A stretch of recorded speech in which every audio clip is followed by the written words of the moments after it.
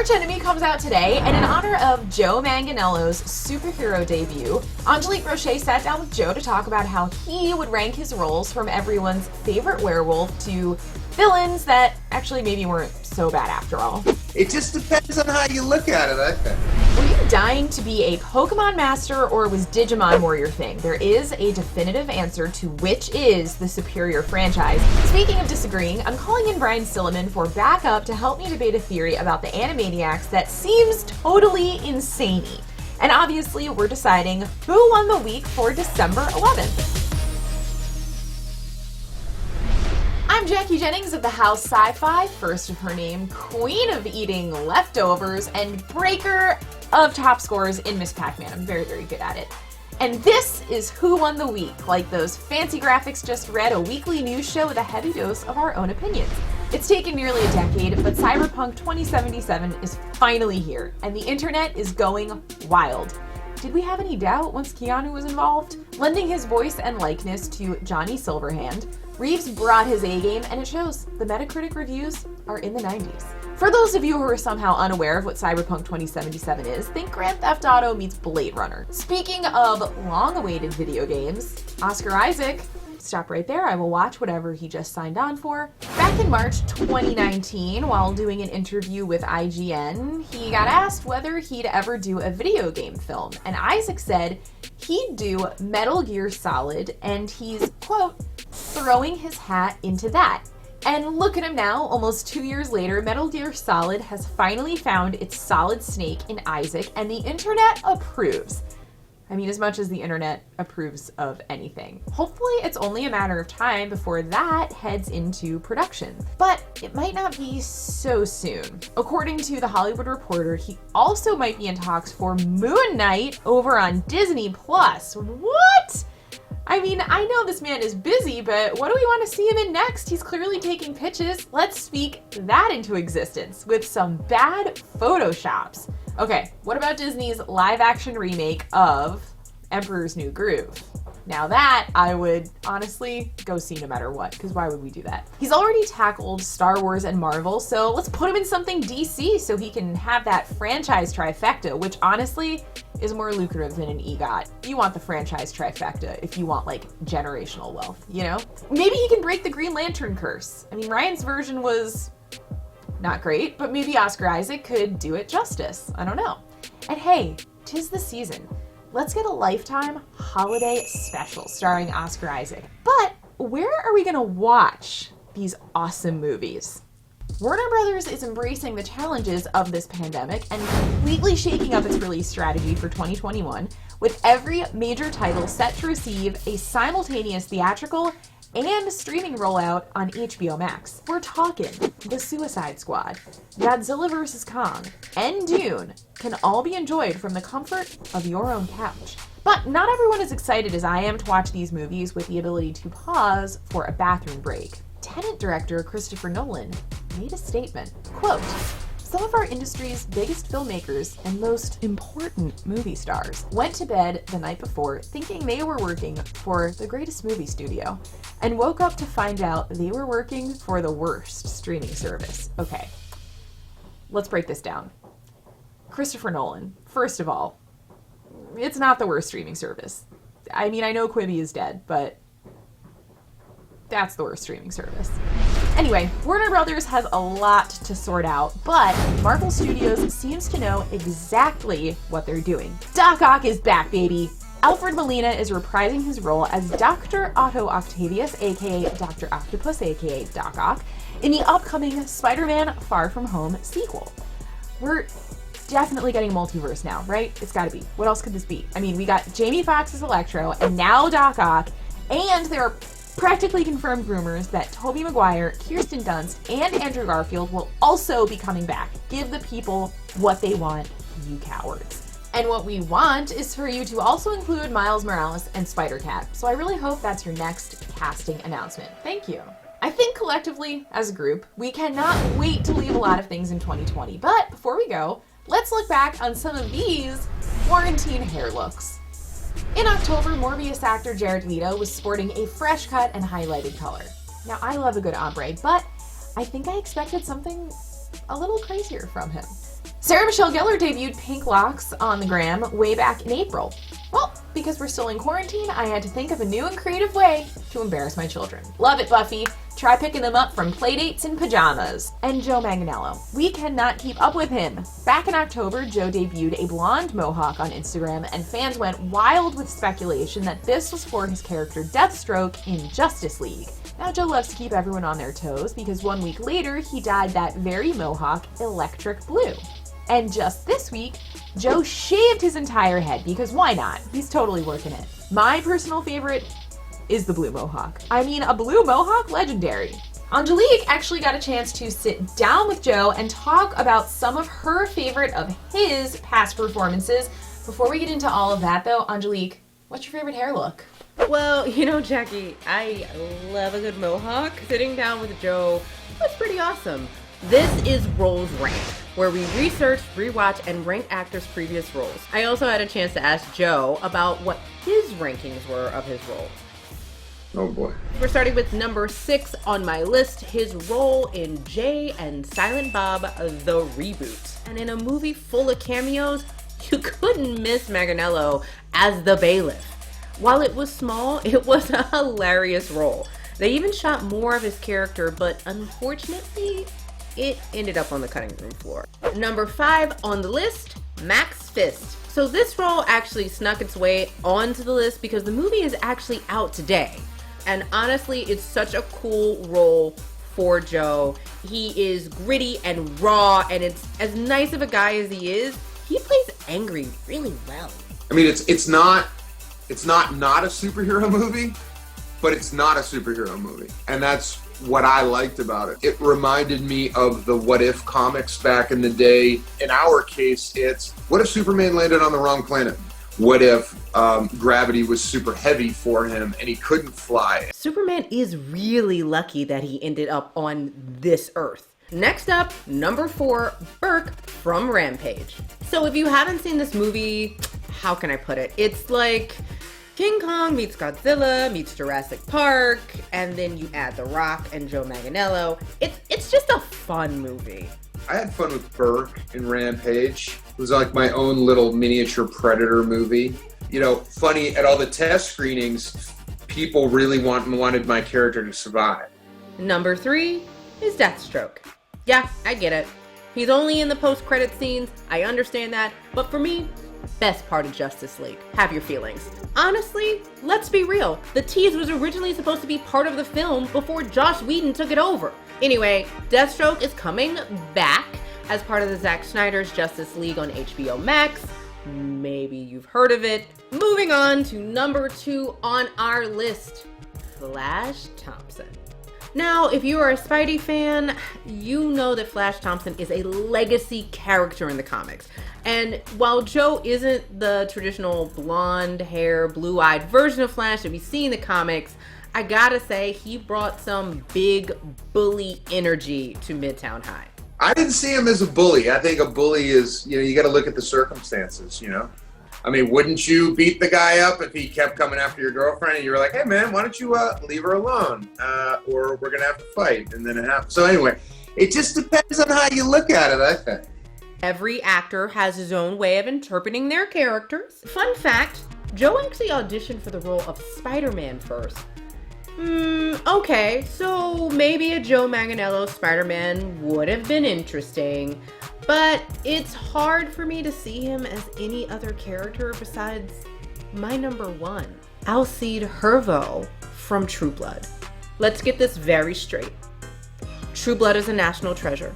ALCIDE HERVEAUX is a national treasure. I guess what was at the heart of ALCIDE was, this self-loathing monster who looked at being a werewolf as a curse to the point where he didn't want to have kids and things like that. So for me, it was very easy to feel sympathetic for that character or root for that character or want love for that character. In fact, ALCIDE HERVEAUX is the Aiden of True Blood. And as a Louisiana girl who appreciated everything about ALCIDE HERVEAUX, I wanted to personally love his character. Anyway, enough of that. Let's see how my list compared to Joe's. And, honestly, we weren't too far off. as far as genre roles that I've been a part of, Alcide would have to be first. Yeah, but I would put Max up there with Alcide. Second, maybe Deathstroke, even though I haven't even been able to play him yet, which is such a bummer. I had fun with Burke in Rampage, and there was actually a scene that was deleted. Not deleted, but, you know, it was deemed too violent for the final film. So anyway, that I would say with that scene restored, I would say Burke. That was super fun to play. I love Sam Raimi. He could stand up on a ladder and throw food at my face all day long. So I would have to put Flash Thompson in there. Jay and Silent Bob, I don't know, that was brief. That was just a Bailiff, super fun. I love Justin Long. He's so damn funny. Just he and I cracking each other up. Let us know what your favorite Joe Manganiello roles are in the comments below. Also, are you guys pro Snyder Cut or really not into it? Is it just hype? Our sci-fi community is full of hotly contested debates. Marvel versus DC, Star Trek versus Star Wars, and Nintendo versus Sega. Uber is even making commercials about it. Oh, I am my daddy. Wait, what? But what about the debate that turned friends into enemies, divided whole neighborhoods, and confused parents every Christmas? Digimon versus Pokemon. This is FTW from the web for the win, where we dive into our favorite articles, headlines, and hot takes from sci-fi.com.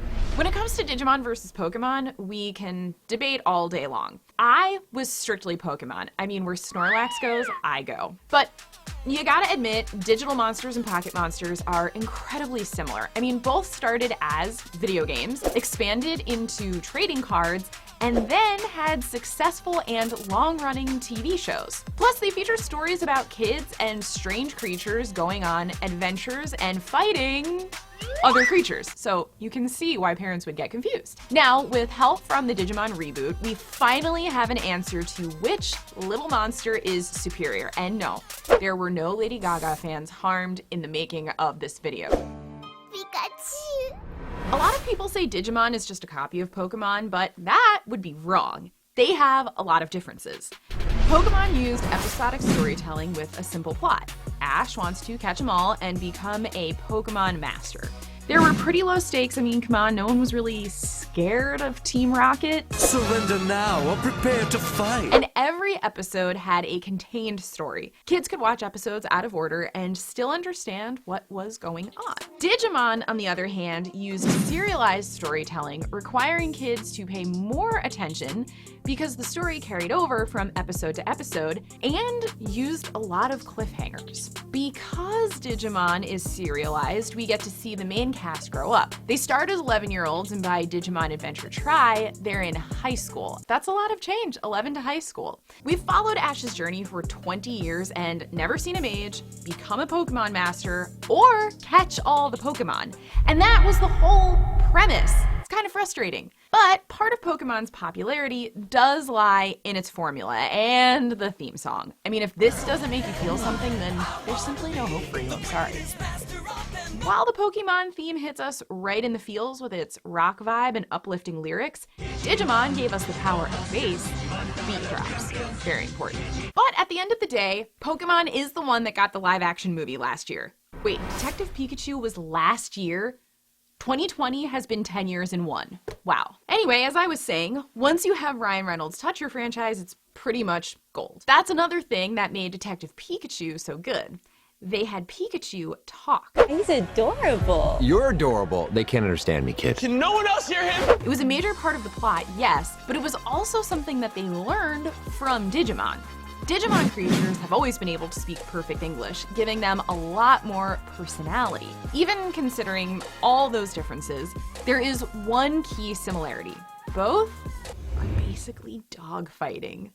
Plus, they feature stories about kids and strange creatures going on adventures and fighting other creatures. Yeah, that means something totally different now when little Timmy takes his dog to play Pokemon over at the neighbor's house. Is that too dark? It's pretty dark. Yeah, well, it's true. The new Digimon Adventure series is fixing that problem by having the kids fight alongside their Digipartners.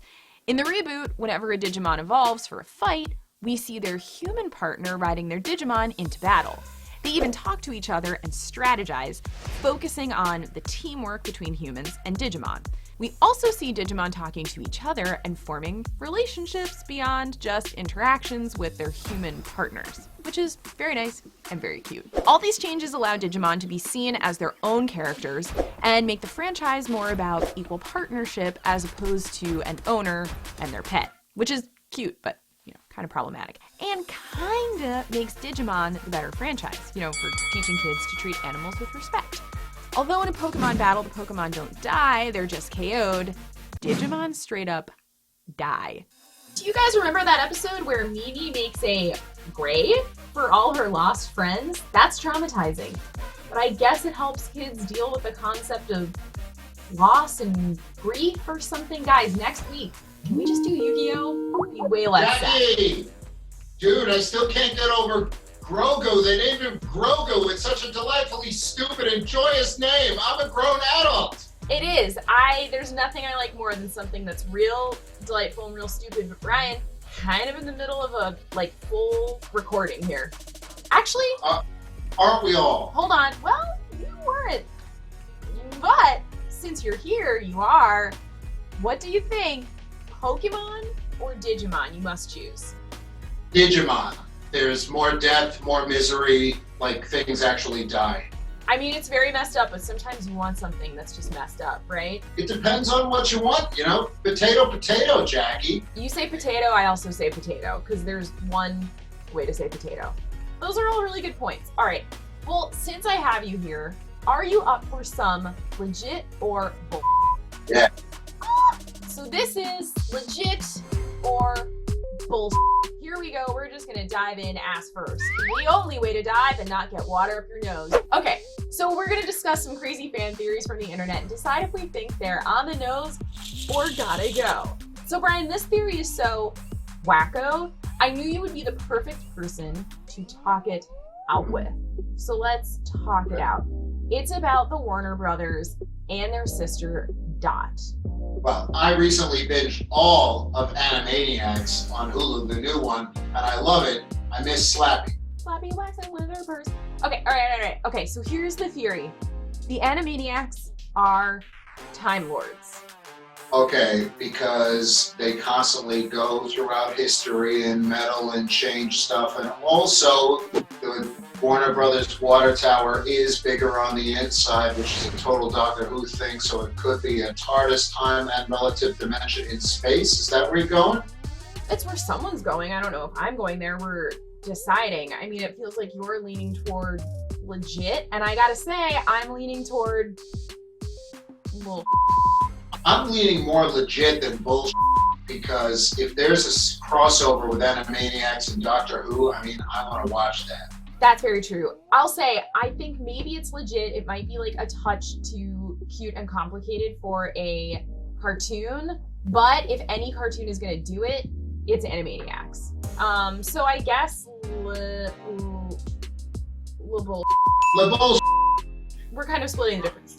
Okay, second theory is that Pinky is the genius and the brain is the insane one. See, I kind of like that, because Brain's this megalomaniacal one who always has these grand schemes, yet somehow Pinky often is the one who ends up making it actually work. So, and Brain, because he's so high on himself, ends up getting in his own way. So Pinky, without knowing it, kind of is the selfless genius, and Brain's megalomaniacalness kind of hinders his genius. I tend to agree. Here's what I think. It's two things, and it's two thoughts too many for this particular. Narf! Narf! That's what he says. I think Pinky is a genius in the same way that, like, someone who's just like, you know what? F this, I'm gonna go surf forever. And it's like, oh, I wish I had known that was an option. And it seems dumb, but actually they're the happiest person you've ever met. In that sense, I think Pinky is a genius. So, legit. I don't know. Legit. I don't know. Yeah, it's legit. They're mice. They're laboratory mice. Their genes have been spliced. So, Jackie, what are we gonna do now? The same thing we do every week, Brian. Decide who won the week. Okay, Brian, before I let you go, as our guest this week, I would like to know who you think won the week. Oh my God. It has to be Alfred Molina as Dr. Otto Octavius, Doc Ock. Oh, I'm thrilled. And I'm going to tear the flesh from her bones. Jesus. Okay. That's a very good choice. It's entered into the contest for who won the week. And now our producers, who you guys think won the week? Really? Are you sure? So the producers have decided that what won their week was this bad Photoshop of Oscar Isaac, and I quote, because he is gorgeous and they spent a lot of time making it, and we should all take another moment to admire it. So our producers have chosen something that they made for what won the week. There's that. And I'm gonna go with HBO Max, baby. I mean, it's no contest. HBO Max won the week. They're getting all of these great movies dropping on their streaming service. Christopher Nolan's talking shit about you, and you know, when you got Nolan talking shit about you, you made it in Hollywood. That's a little wisdom from me to you. So congratulations to HBO Max for being our first and last winner of the week. Thank you to Angelique, Roche, and Brian Silliman for joining me on this journey. See you guys next week. Just kidding, they're not gonna let us do this again. See ya never. Bye.